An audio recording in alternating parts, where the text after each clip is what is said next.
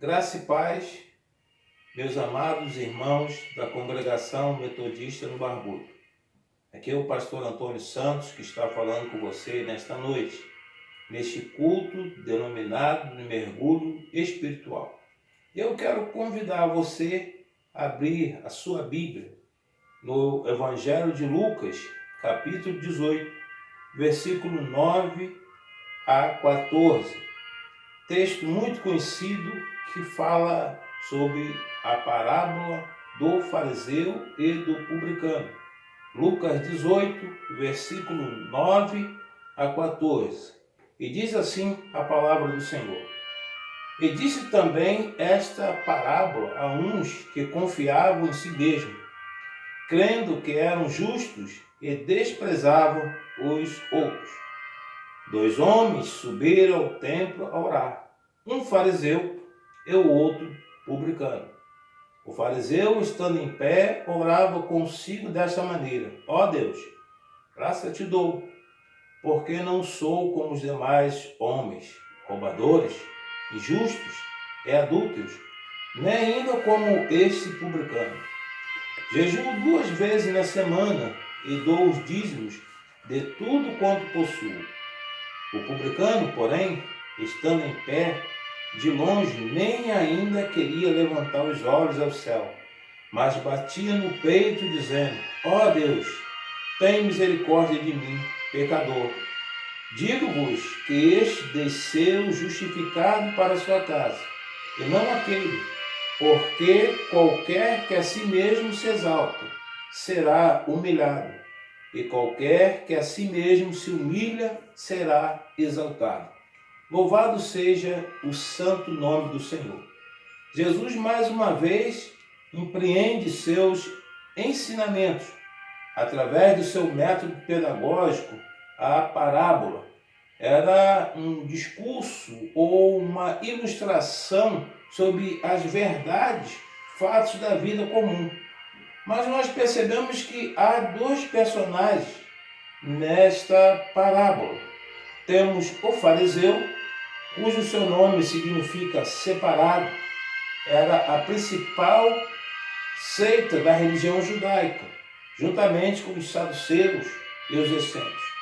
E o segundo personagem, o publicano, um funcionário público romano, cobrador de impostos, ou a serviço do governo romano, como era o caso, por exemplo, de Mateus, um dos discípulos de Jesus. Mas vejam bem que, inicialmente, ambos esses 2 homens tomaram uma boa decisão, uma decisão de ir ao templo para orar. Glória a Deus! Quanto nós estamos sentindo a falta, nesses dias de confinamento, de estarmos juntos no templo com nossos irmãos ali orando, estarmos em união, estarmos nos abraçando, estarmos nos confraternizando, mas certamente que como igreja do Senhor estamos em nossos lares.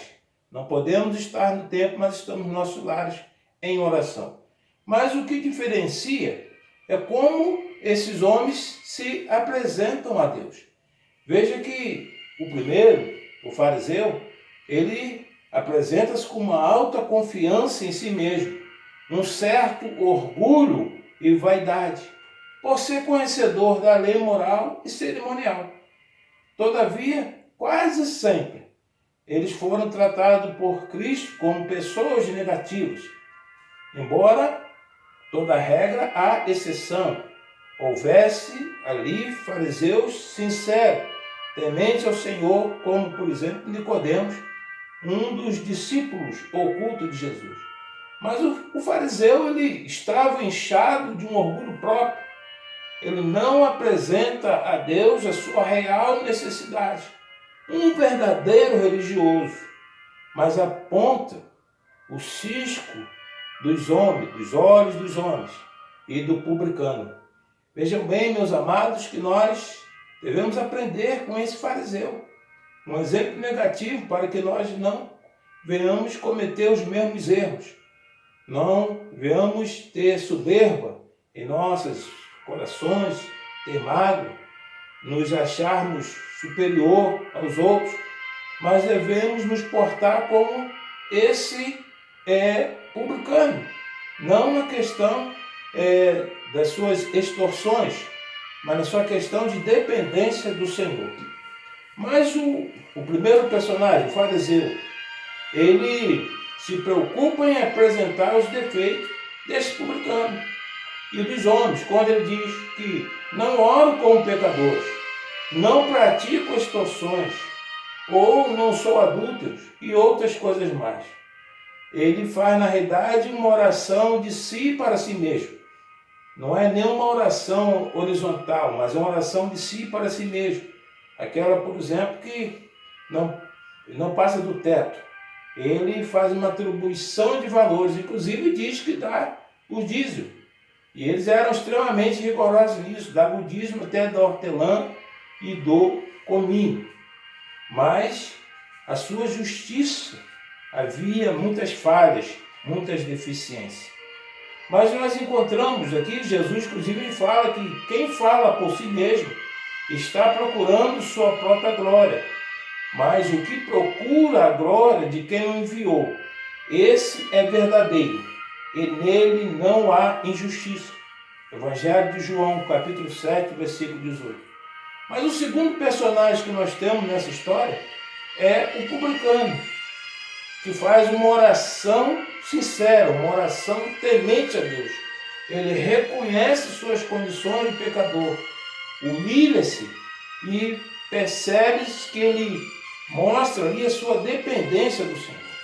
Ele faz uma oração vertical do homem para Deus. E o Senhor Jesus diz que ele desceu, então, justificado. Diferente daquele fariseu, que era orgulhoso, tinha uma alta exaltação, ele apresenta ali a sua dependência do Senhor. Nós, por exemplo, percebemos que a literatura talmúdica atribui o pensamento de autoridades religiosas. Pensavam que os publicanos estavam descartados de qualquer possibilidade de arrependimento.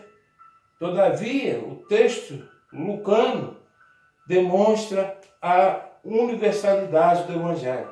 Até mesmo um publicano, aquele que era odiado pelos religiosos, como também odiado pelos seus, pode ser ouvido por Deus. Então, não há exceção da graça para o poder salvador de nosso Senhor Jesus Cristo. Aleluia! Glórias a Deus. Você pode até não querer a graça, mas você e eu dependemos da graça. Não há um mergulho espiritual melhor do que este, a salvação para a sua vida. Um dia eu mergulhei diante da presença do Senhor, quando eu aceitei Jesus como o meu único e suficiente Salvador da minha vida. Eu peço a Deus que nesta noite, você que está me ouvindo, você que ainda não teve encontro com Cristo, possa fazer como esse publicano, reconhecer a sua dependência de Deus, reconhecer que você é um miserável, reconhecer que você é um pobre, que é um pecador, mas Cristo Jesus transforma a sua vida. E eu quero orar por você, neste culto do mergulho espiritual. Quero orar pelas questões que, quando estamos ali no templo, são apresentadas ao Senhor, naquela taça. E depois quero orar pela sua vida e pelo término desse culto. Pai, nós oramos ao Senhor, apresentando ao Senhor aqui cada pedido, Senhor, que é colocado naquela taça.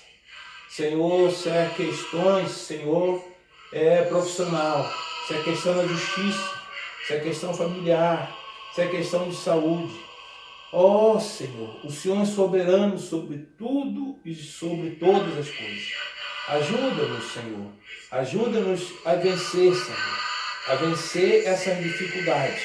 Que nós possamos, ó Deus, em nome de Jesus, lançar por terra toda resistência.